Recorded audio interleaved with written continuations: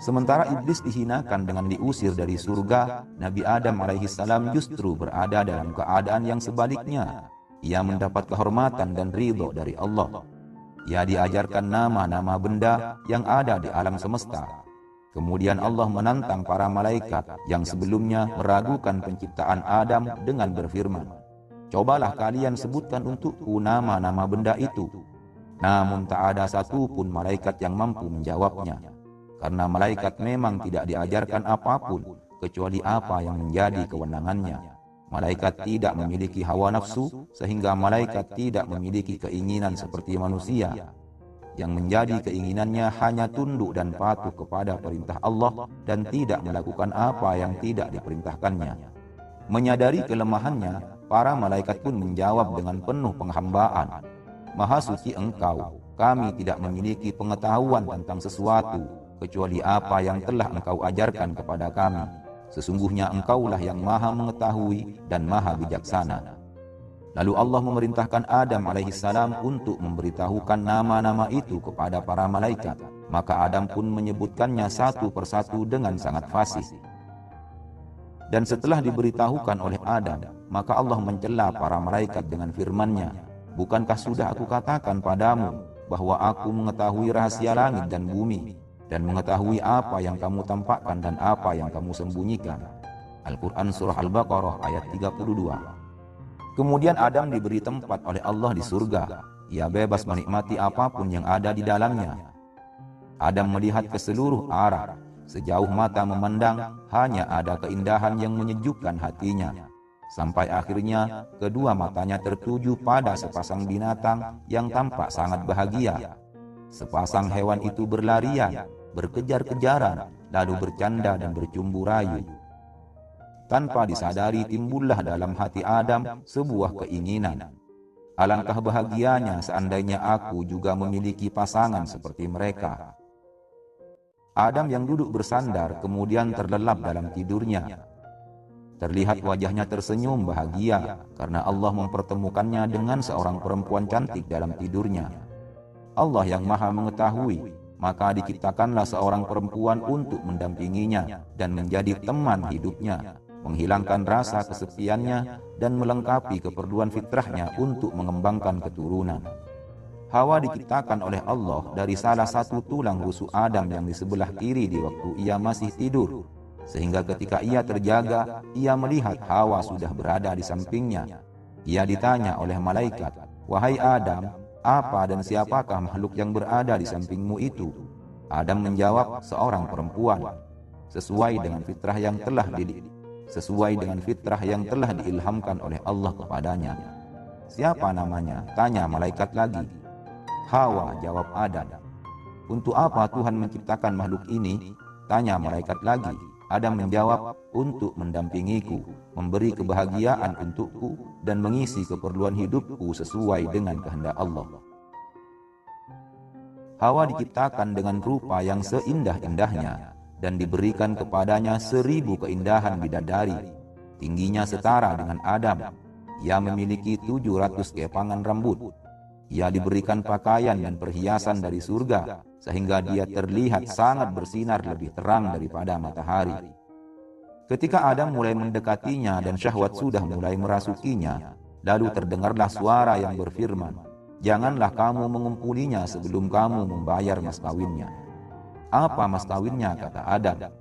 Lalu firman itu mengatakan, "Aku melarangmu mendekati pohon lithah dan jangan kamu makan buahnya." Menurut riwayat lain Allah berfirman, "Berikanlah dulu mas kawinnya."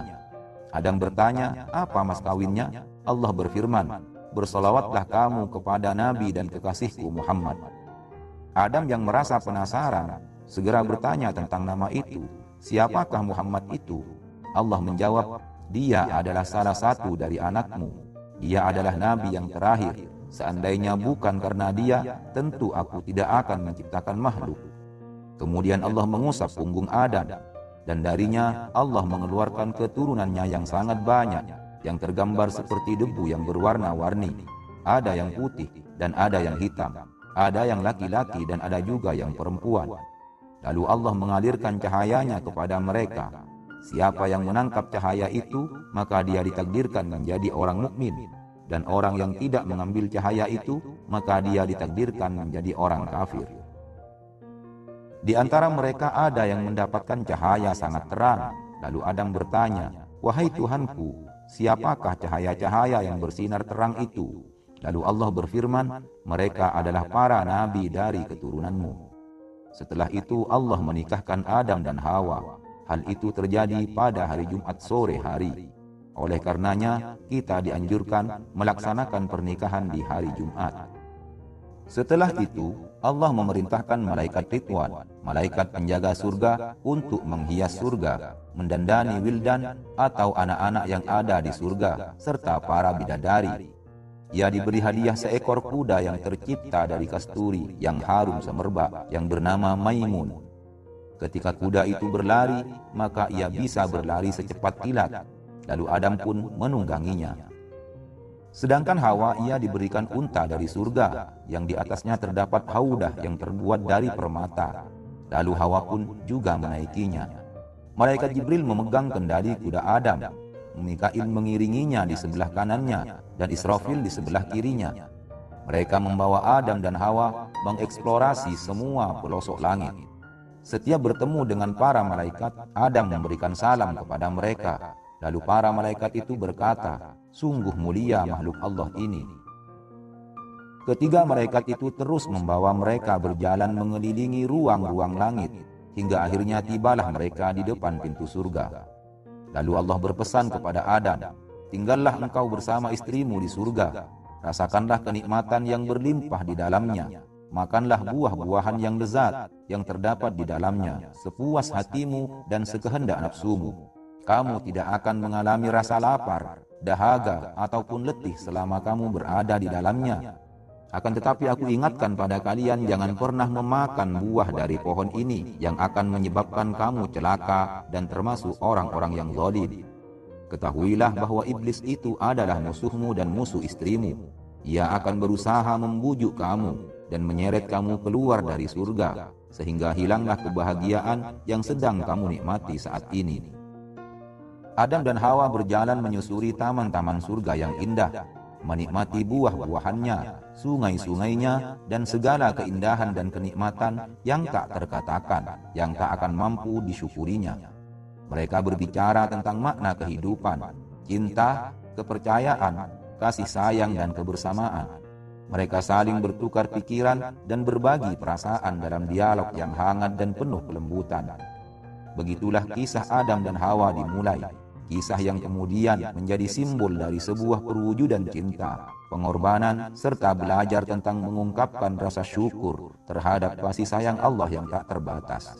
Mereka tak lagi kesepian karena mereka saling memiliki dan melengkapi satu sama lain. Di antara mereka ada cinta dan kasih sayang yang semakin lama semakin membubung tinggi.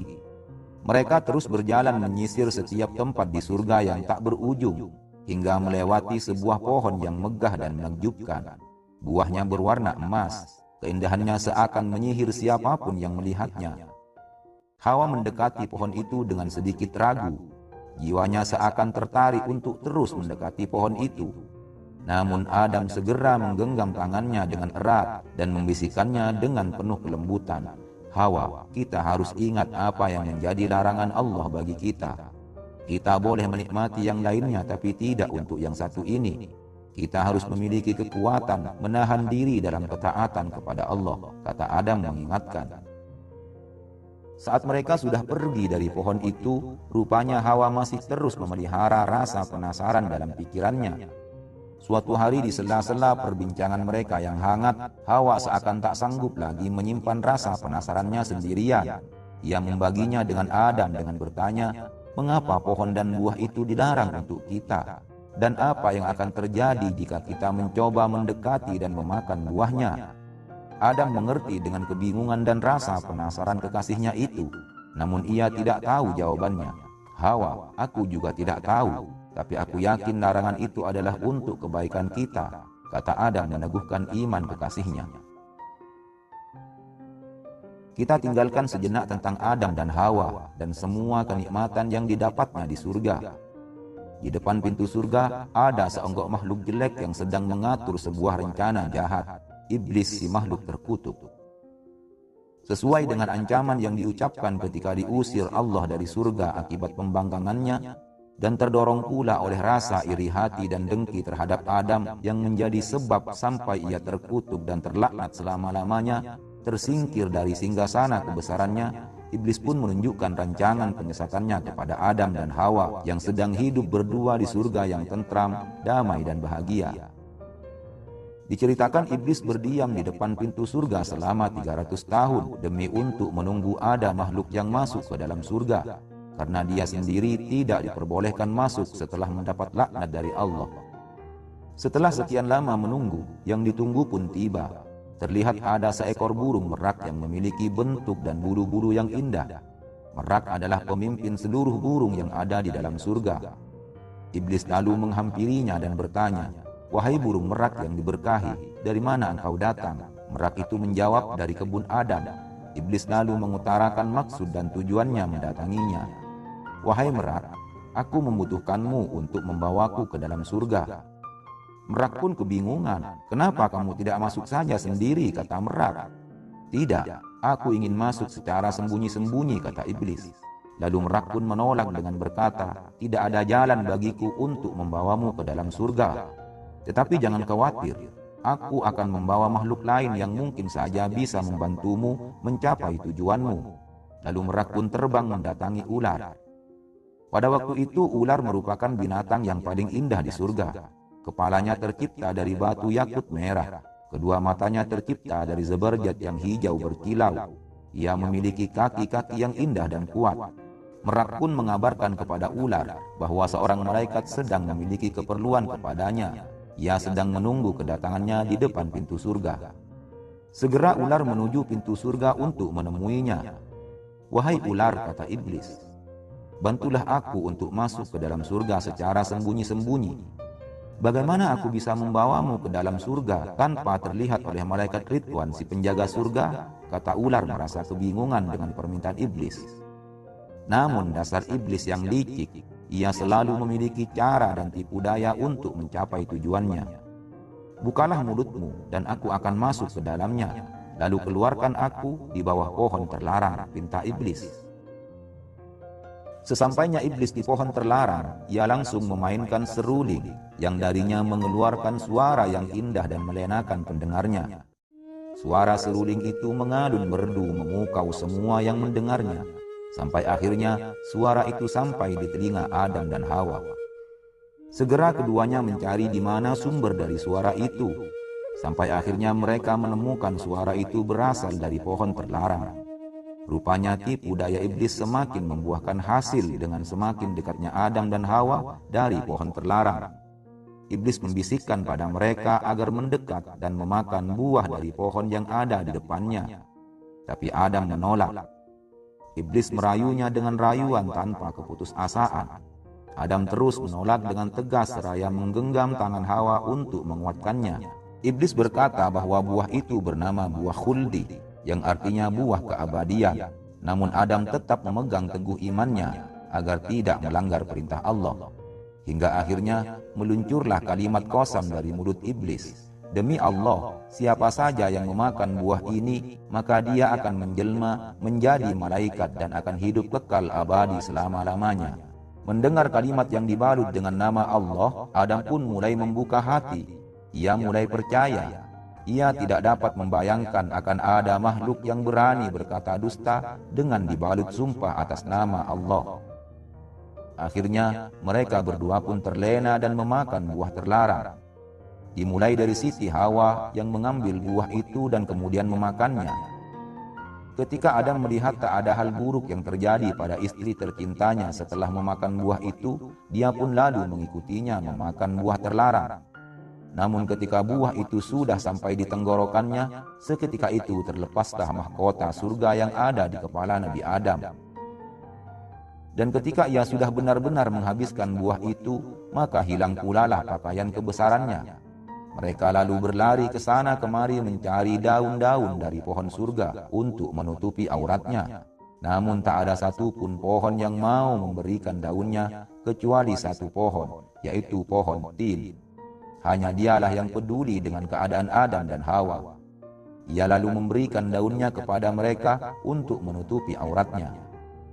Karena tindakannya itu, Allah mengistimewakan buah tin dengan memberinya berbagai manfaat dan rasa manis, serta tidak berbiji.